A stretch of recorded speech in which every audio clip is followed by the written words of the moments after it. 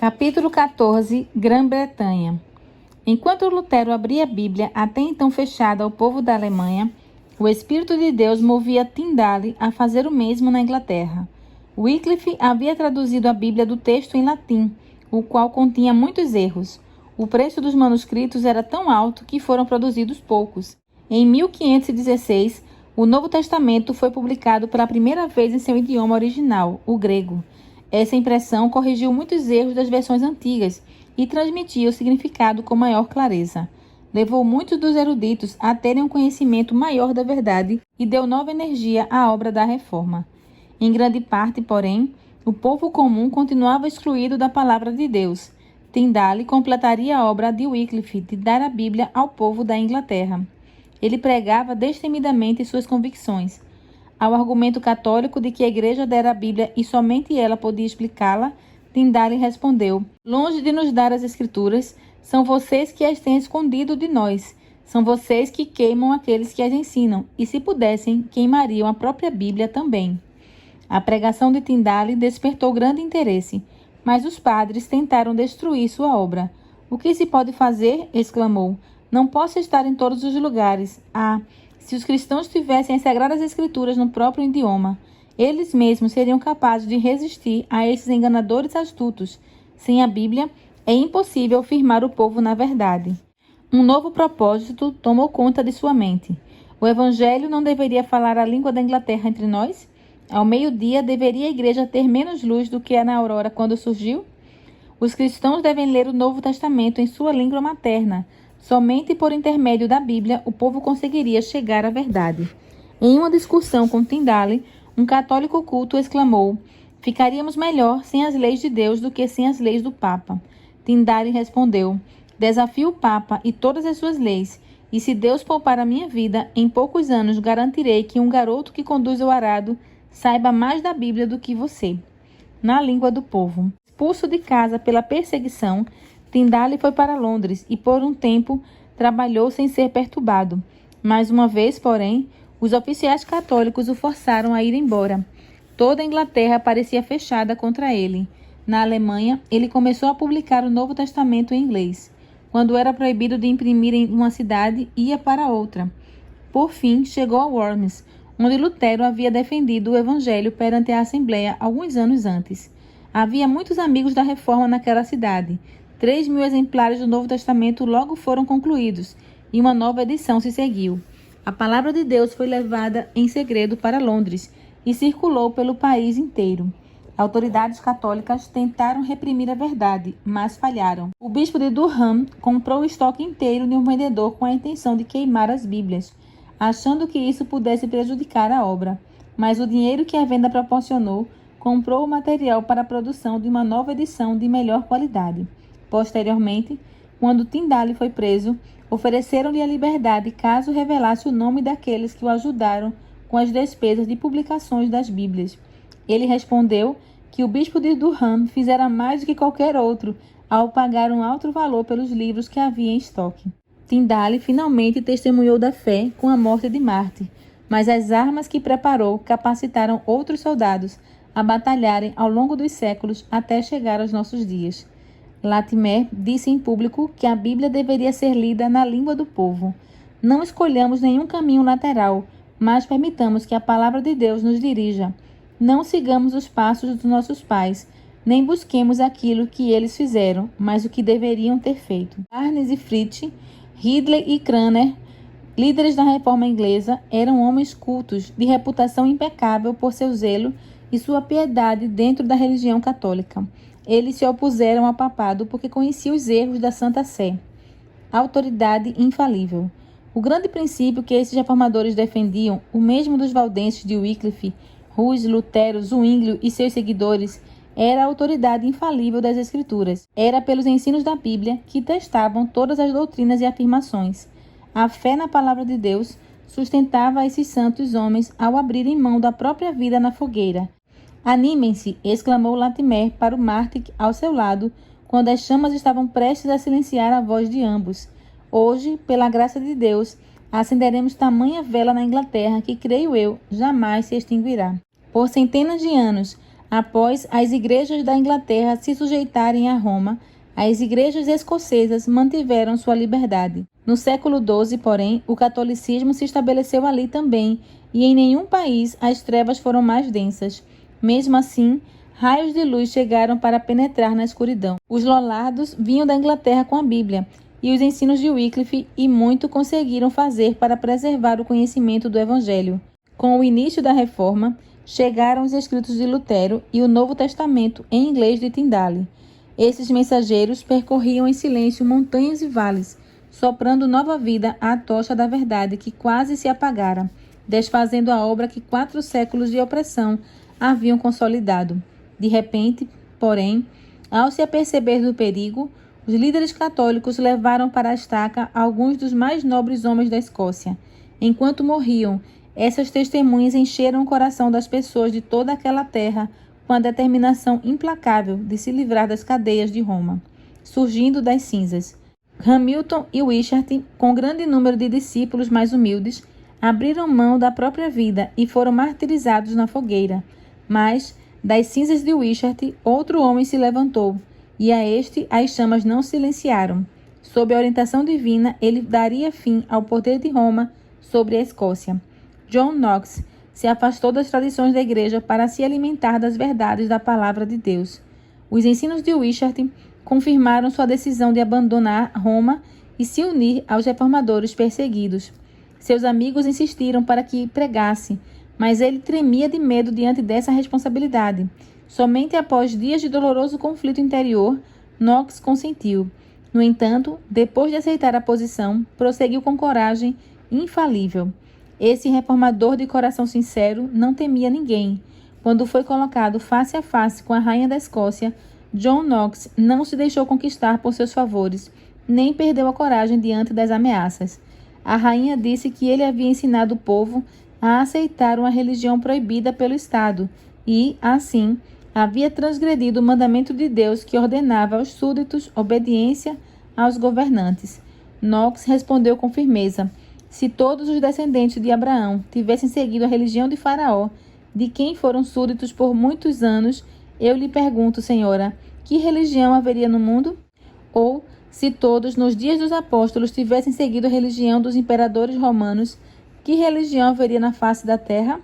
Maria disse: você interpreta as escrituras de um jeito, e eles, os católicos romanos, de outro. Em quem devo acreditar e quem será o juiz? Você deve acreditar em Deus, que fala com clareza em sua palavra. Respondeu o reformador: a palavra de Deus é clara em si mesma.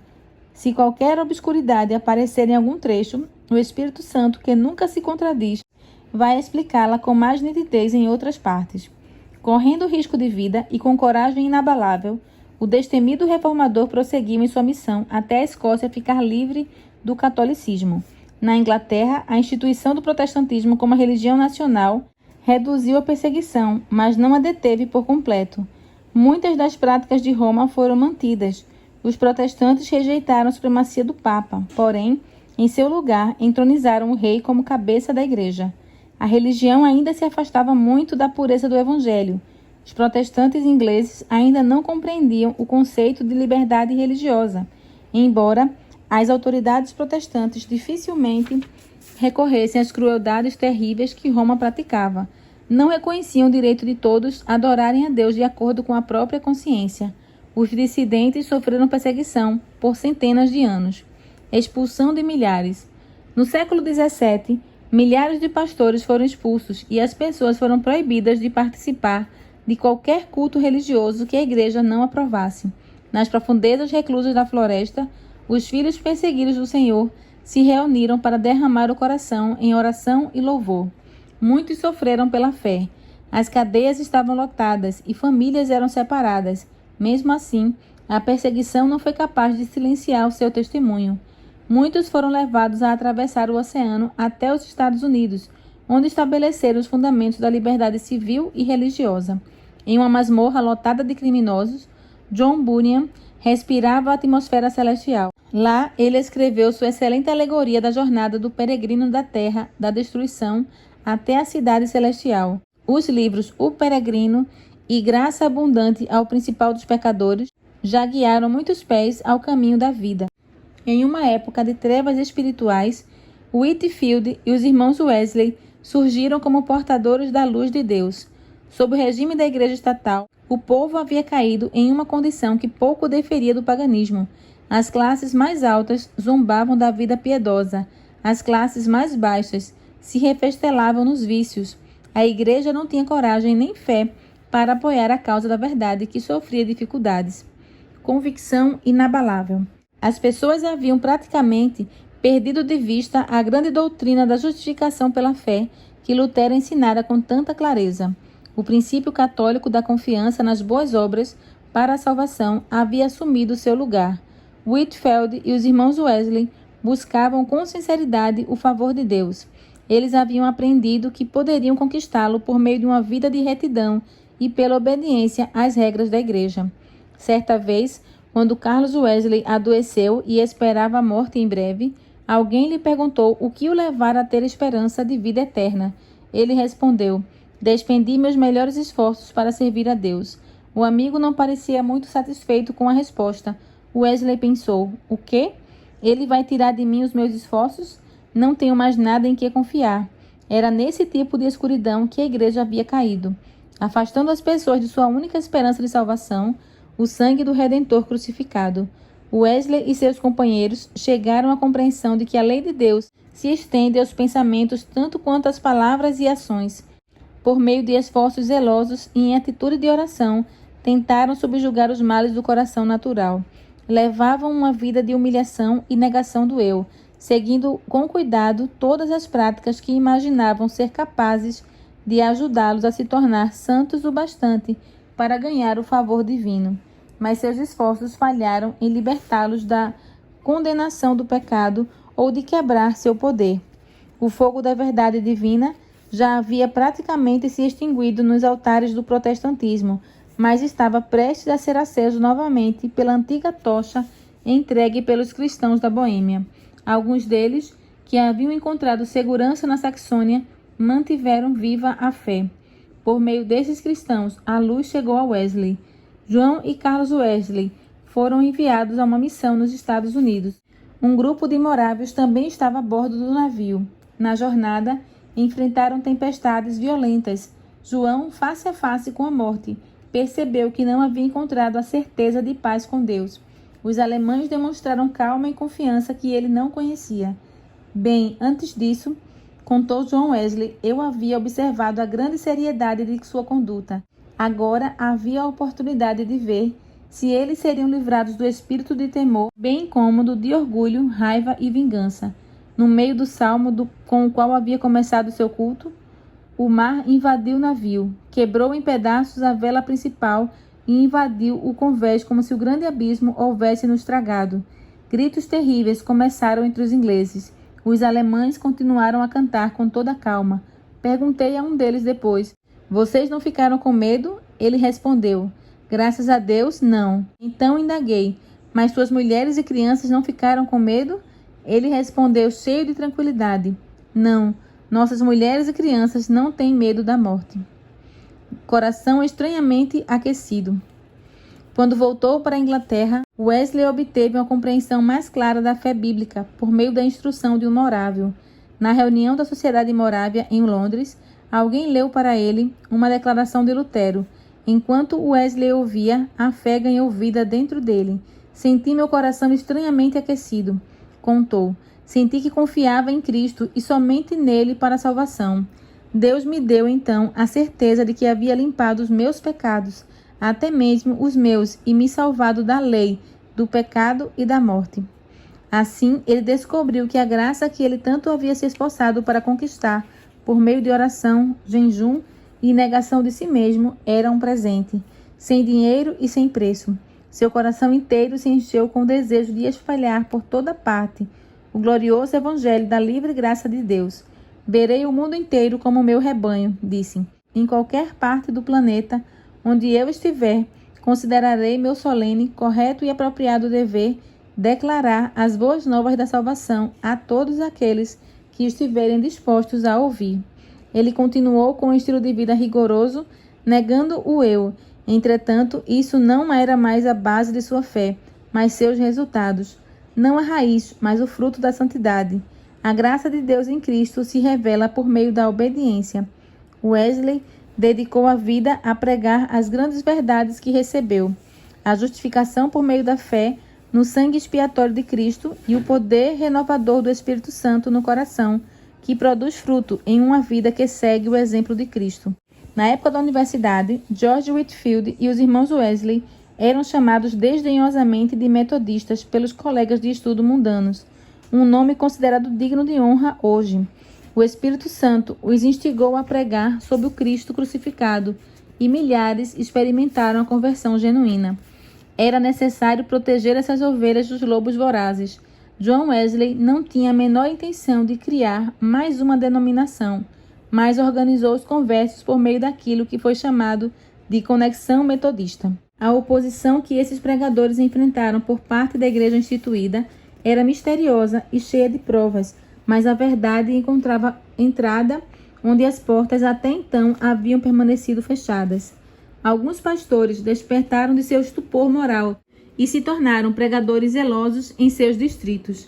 Na época de Wesley, pessoas de diferentes dons não concordavam em todos os pontos doutrinários.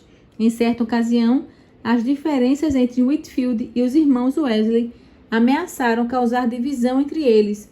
Porém, como haviam aprendido a mansidão na escola de Cristo, o autocontrole e a boa vontade das duas partes os uniram novamente. Não tinham tempo para discutir, enquanto erros e pecados os cercavam por todos os lados. Salvo da morte. Pessoas influentes tentaram detê-los. Muitos pastores eram hostis e fecharam as portas de suas igrejas à pura fé. Os pastores que denunciavam os reformadores no púlpito incitaram elementos das trevas e do mal. John Wesley foi poupado da morte vez após vez, por milagre da misericórdia divina. Quando parecia não haver escapatória, um anjo em forma humana aparecia a seu lado. A multidão recuava e o servo de Cristo saía em segurança para longe do perigo. Ao falar sobre um desses livramentos, Wesley afirmou: embora muitos tenham tentado me pegar pelo colarinho ou por minhas roupas para me derrubar, não conseguiram colocar as mãos em mim. Somente um conseguiu agarrar um bolso do meu colete com firmeza, e logo este acabou em suas mãos. O outro bolso, dentro do qual havia uma nota de dinheiro, ficou parcialmente rasgado. Um homem forte atrás de mim me golpeou diversas vezes com um grande galho de carvalho. Se tivesse me acertado somente uma vez na parte de trás da cabeça, não precisaria fazer mais nenhum esforço. Todas as vezes, porém, o golpe foi desviado. Não sei como, pois eu não conseguia me mexer nem para a esquerda nem para a direita. Os metodistas daquela época suportavam zombaria, perseguição e, por vezes, violência. Em alguns casos, as pessoas afixavam cartazes convidando aqueles que queriam quebrar as janelas e roubar as casas dos metodistas para se reunirem em determinado horário e local. Descrentes desenvolveram uma perseguição sistemática contra um grupo de pessoas cujo único defeito era tentar conduzir os pecadores para o caminho da santidade. Até certo ponto, o declínio espiritual na Inglaterra até a época de Wesley era consequência do ensino de que Cristo havia acabado com a lei moral e que os cristãos não tinham a obrigação de guardá-la. Outros alegavam que era necessário os ministros insistirem para que o povo obedecesse a seus ensinos, uma vez que aqueles a quem Deus havia escolhido para a salvação seriam levados a uma vida de piedade e virtude, ao passo que os destinados à condenação eterna não teriam poder para obedecer à lei divina. Outros acreditavam que aqueles que o Senhor escolheu para salvar não podem cair da graça nem perder o favor divino. Isso os levava à terrível conclusão de que as ações ímpias que cometem não são verdadeiramente pecaminosas e, em consequência, não têm motivo para confessar os pecados nem para se afastar deles por meio do arrependimento. Assim, concluíam que até mesmo um dos piores pecados, que todos consideravam uma enorme transgressão da lei divina, não é pecado aos olhos de Deus se cometido por um dos escolhidos do Senhor. Eles não podem fazer nada que desagrada a Deus ou que seja proibido pela lei. Essas doutrinas chocantes são, em essência, as mesmas que o ensino posterior de que não existe lei divina imutável como padrão do que é correto, mas que a moralidade seria algo que a própria sociedade decide, estando, portanto, constantemente sujeita a mudanças. Todas essas ideias foram inspiradas por Satanás que entre os habitantes sem pecado do céu começou a obra de minar as justas restrições da lei de Deus. A doutrina de que os decretos divinos tornam imutável o caráter das pessoas já levou muitos a rejeitarem a lei de Deus. Wesley rejeitava com firmeza essa doutrina que conduzia a uma vida desregrada. A graça de Deus se manifestou salvadora a todos os homens. Tito 2:11. Deus, nosso Salvador, deseja que todos os homens sejam salvos e cheguem ao conhecimento da verdade, pois há um só Deus e um só mediador entre Deus e os homens, o homem Jesus Cristo, o qual se entregou a si mesmo como resgate por todos. 1 Timóteo 2:3-6. Cristo é a verdadeira luz que ilumina todos os homens. João 1:9. As pessoas perdem a salvação pela própria recusa voluntária em aceitar o dom da vida. A defesa. Em resposta à alegação de que a morte de Cristo havia abolido os 10 mandamentos como lei cerimonial, Wesley declarou: a lei moral contida nos 10 mandamentos e reforçada pelos profetas não foi anulada. Existe uma lei que nunca pode ser quebrada, pois permanece tão firme como as testemunhas fiéis no céu. Wesley declarou que a lei e o evangelho estavam em perfeita harmonia. De um lado, a lei abre caminho continuamente para o evangelho e nos aponta para ele. Em contrapartida, o evangelho nos leva continuamente a cumprir a lei com maior exatidão. Por exemplo, a lei requer que amemos a Deus e ao próximo, que sejamos mansos, humildes e santos. Sentimos que não somos capazes de fazer essas coisas, mas temos a promessa divina de nos dar esse amor e nos fazer andar em humildade, mansidão e santidade. Nós nos apropriamos desse evangelho, dessas boas novas. A justiça da lei se cumpre em nós por meio da fé em Cristo Jesus. Entre os piores inimigos do evangelho de Cristo, disse Wesley, estão aqueles que ensinam os outros a transgredirem, não só um mandamento, sem se importar se é o menor ou o maior, mas todos os mandamentos de uma vez. Honram a Jesus, assim como Judas ao dizer, saudações, Rabi, e então beijá-lo. Não é nada menos que traí-lo com um beijo, falar de seu sangue ao mesmo tempo que se tira sua coroa, fazendo pouco de qualquer parte de sua lei sob a pretensão de fazer avançar seu evangelho. O propósito. Para aqueles que afirmavam que a pregação do evangelho cumpre todos os propósitos da lei, Wesley respondia: ela não cumpre o primeiro propósito da lei, que é convencer as pessoas do pecado e despertar aqueles que ainda estão adormecidos à beira do inferno. Logo, é absurdo oferecer médico para aqueles que estão bem, ou pelo menos imaginam estar bem. Primeiro, é preciso convencê-los de que estão doentes. Caso contrário, não apreciarão seus esforços. É igualmente absurdo oferecer Cristo para aqueles cujo coração está inteiro, sem nunca ter se quebrado. Enquanto pregava o Evangelho da graça de Deus, Wesley, assim como seu mestre Jesus, tentava tornar grande e gloriosa a sua lei. Isaías 42:21. E ele viveu o suficiente para ver os magníficos resultados. Ao final dos mais de 50 anos que dedicou ao ministério, seus seguidores chegaram a mais de 500 mil de pessoas. No entanto, só saberemos quantos foram libertos da degradação do pecado a uma vida mais elevada e pura, mediante seus esforços, quando toda a família de remidos se reunir no reino de Cristo. Sua vida apresenta uma lição inestimável para todos os cristãos, se simplesmente a fé, o zelo infatigável, o sacrifício pessoal e a dedicação desse servo de Cristo se refletisse nas igrejas da atualidade.